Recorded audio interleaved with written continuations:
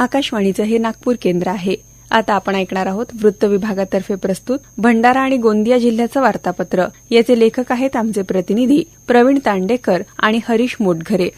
भंडारा जिल्ह्यात घरगुती गॅस सिलेंडरचा तुटवडा जाणवत असून नागरिकांना स्वयंपाक करण्याकरता सुद्धा सिलेंडर उपलब्ध होत नाहीये। जिल्ह्यातील एजन्सी धारकांकडून योग्यरित्या गॅस सिलेंडरचं वाटप होत नसल्यामुळे संतप्त झालेल्या नागरिकांनी नुकतेच भंडारा शहरातील खातरोड परिसरामध्ये HP गॅस एजन्सीसमोर रास्ता रोको आंदोलन केलं। भंडारा जिल्ह्यातील पवनी इथं तरुणाचा कूलरमध्ये पाणी भरताना विद्युत धक्का लागून मृत्यू झाल्याची घटना घडली। या घटनेत 26 वर्षीय मोहित हटवार या तरुणाचा मृत्यू झाला।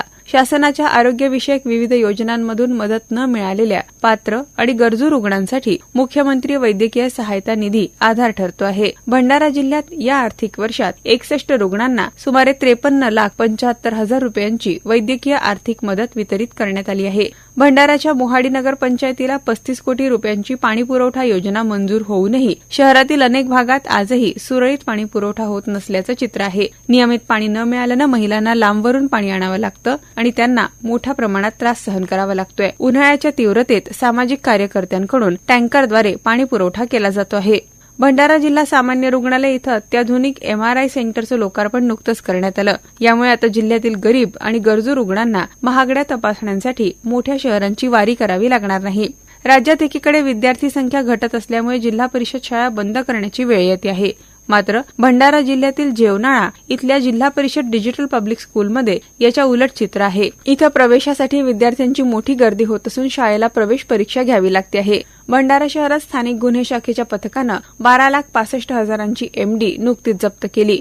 गोंदिया जिल्ह्यातील नवेगाव नागझिरा व्याघ्र राखीव क्षेत्रात पर्यटनाला चालना देण्यासाठी सध्या 9 प्रवेशद्वार कार्यरत आहे। पर्यटकांची वाढती मागणी लक्षात घेऊन आणखी 4 नवीन गेट सुरू करण्याचा निर्णय वन विभागानं घेतलाय। त्यापैकी मुरदोली इथलं प्रवेशद्वाराचं उद्घाटन 1 मे रोजी झालं असून उर्वरित 3 गेट लवकरच सुरू करण्यात येणार असल्याची माहिती क्षेत्र संचालकांनी दिली आहे। अनुसूचित जाती जमाती अत्याचार प्रतिबंधक कायद्याअंतर्गत खून प्रकरणातील पीडितांच्या वारसांना शासकीय नोकरी देण्याच्या शासनाच्या निर्णयानुसार गोंदिया जिल्ह्यातील 8 कुटुंबियांना नियुक्तीपत्र प्रदान करण्यात आली। पालकमंत्री इंद्रनील नाईक यांच्या हस्ते हा कार्यक्रम जिल्हाधिकारी कार्यालयात पार पडला। वन्य प्राण्यांमुळे होणाऱ्या पीक नुकसानीसह विविध समस्यांवर संतप्त शेतकऱ्यांनी थेट वरिष्ठ वन अधिकाऱ्याकडे तक्रार केली आहे। वारंवार सूचना देऊनही सुधारणा न झाल्यानं वन परिक्षेत्र अधिकारी दिलीप कौशिक यांना निलंबित करण्यात आलंय। देवरी तालुक्यात मोहफूल वेचण्यासाठी गेलेल्या 4 जणांवर मधमाशांनी हल्ला केल्याची घटना नुकतीच घडली। यामध्ये 3 महिला आणि एका पुरुषांचा समावेश असून एक वृद्ध महिला गंभीर जखमी झाली होती। त्यांच्यावर देवरी इथं रुग्णालयात उपचार करण्यात आले।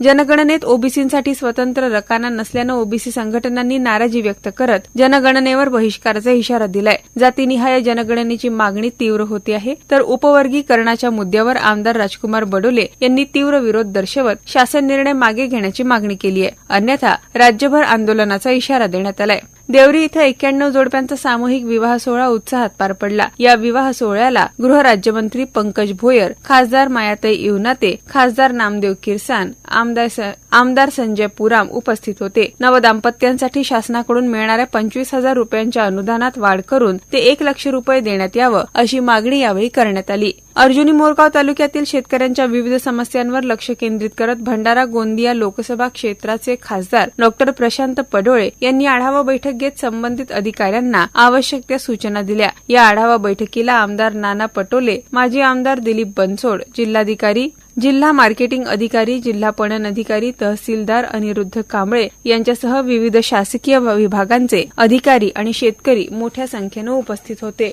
जिल्ह्यात तापमान 44.5 अंश सेल्सिअसवर पोहोचल्यानं उष्णतेची लाट कायम आहे। जनावरांसाठी विशेष उपाययोजना करण्यात आल्या असून नागरिकांना काळजी घेण्याचं आवाहन करण्यात आलंय। सुंदरनगर परिसरात पोलिसांनी 2 किलोहून अधिक गांजा जप्त करत एकाला अटक केली असून 2 आरोपी फरार आहे। तिरोडा इथं किरकोळ वादातून BSF जवानानं गोळीबार केल्याची घटना घडली असून आरोपीला अटक करण्यात आली आहे। आमगाव तालुक्यात कर्जातून सुटका मिळवण्यासाठी मित्राची हत्या करून बनावट अपघात घडवण्याचा धक्कादायक प्रकार उघडकीस आला असून आरोपीला अटक करण्यात आली आहे। आताच आपण ऐकलं भंडारा आणि गोंदिया जिल्ह्याचं वार्तापत्र। याचे लेखक होते आमचे प्रतिनिधी प्रवीण तांडेकर आणि हरीश मोटघरे।